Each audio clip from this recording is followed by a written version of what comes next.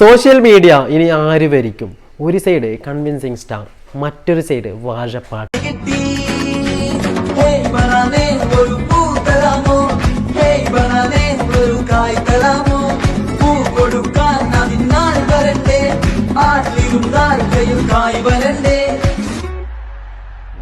മന്ദാകിനി ഒന്നാകുമോ ചന്താമരേ എന്താമരേ കണ്ടാലിനി കൊണ്ടാടുമോ പിന്നാലെ ഞാൻ വന്നാലുമേ മന്ദാകിനി.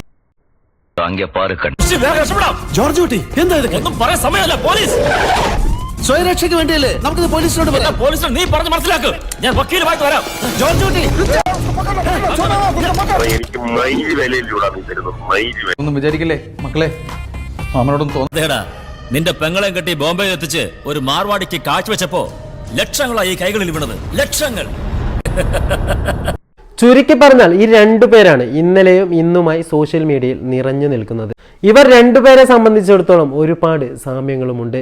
സുരേഷ് കൃഷ്ണ എന്ന ഈ വ്യക്തിയെ സംബന്ധിച്ചിടത്തോളം ഒരുപക്ഷെ എല്ലാവർക്കും പരിചിതമായ മുഖമാണെങ്കിലും ഒരാൾക്ക് പോലും ഇദ്ദേഹത്തിന്റെ പേര് ചിലപ്പോൾ അറിയണമെന്നില്ല.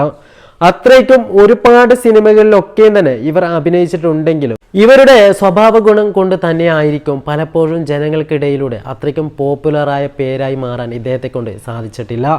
അതേപോലെ തന്നെയാണ് മറ്റ് സൈഡിലുള്ള ഈ വാഴപ്പാട്ടുകാരനായ ഈ പയ്യനും.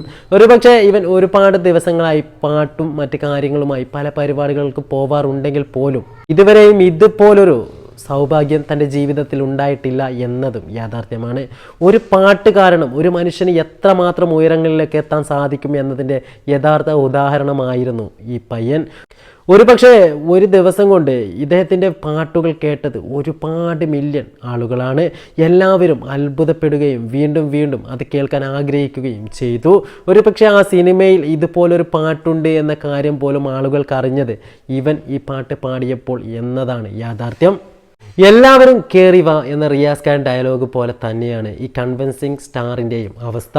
ഒരുപക്ഷെ എല്ലാ സിനിമകളിലും ഇദ്ദേഹത്തിന് ഒരേ തരത്തിലുള്ള വേഷങ്ങൾ ലഭിക്കുന്നു എന്നതിനെ ആരോ കണ്ടുപിടിക്കുകയും അതനുസരിച്ച് ഇദ്ദേഹത്തിൻ്റെ ഒരുപാട് വീഡിയോകൾ സോഷ്യൽ മീഡിയയിൽ പ്രത്യക്ഷപ്പെടുകയും അതനുസരിച്ച് ഇദ്ദേഹത്തിന് ഈ സ്റ്റാർ എന്ന പേര് തന്നെ വീഴുകയും ചെയ്യുന്നു. അവസാനം ഇദ്ദേഹം പോപ്പുലറായി എന്ന കാര്യത്തിൽ സംശയമില്ല. ഒരുപക്ഷെ വാഴ എന്ന വൈറൽ ഗാനം പിറന്നില്ലായിരുന്നുവെങ്കിൽ ഇന്നലെ മുഴുവനുമായിട്ടും ഇദ്ദേഹം തന്നെ സോഷ്യൽ മീഡിയ ഭരിക്കുമായിരുന്നു എന്ന കാര്യത്തിൽ സംശയമില്ല.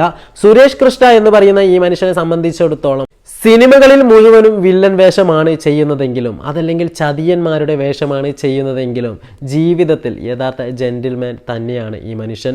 ഇദ്ദേഹത്തിനെതിരെ ഒരു തരത്തിലുള്ള പരാതിയും ആർക്കും തന്നെയില്ല. അത്രയ്ക്കും നല്ലൊരു പച്ചയായ മനുഷ്യസ്നേഹി എന്ന രീതിയിൽ തന്നെയാണ് അദ്ദേഹത്തെ അറിയപ്പെടുന്നതും.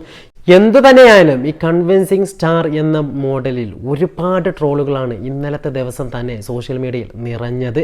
ആളുകൾ തന്നെ ഞെട്ടിപ്പോകുന്ന തരത്തിലായിരുന്നു ഇദ്ദേഹത്തിന്റെ പല വേഷങ്ങളും.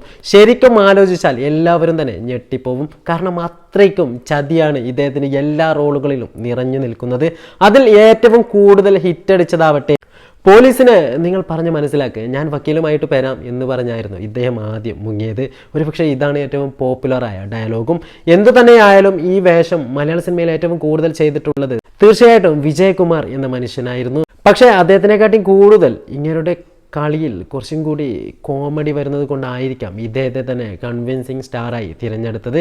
എന്തു തന്നെയായാലും നമുക്ക് കാത്തിരുന്ന് തന്നെ കാണാം സോഷ്യൽ മീഡിയ ഇനി എത്ര ദിവസം ഇവർ ഭരിക്കുമെന്ന്.